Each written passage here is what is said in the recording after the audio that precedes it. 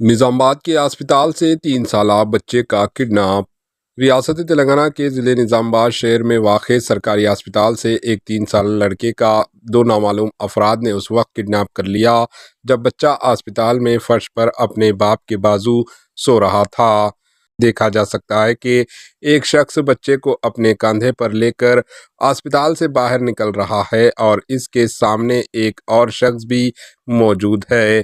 اسپتال میں موجود سی سی ٹی وی کیمروں میں بچے کے کڈنیپ کی ویڈیو قید ہو گئی۔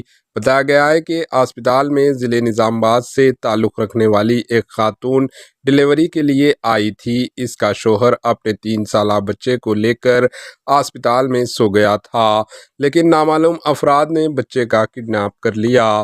Bureau report AJ news.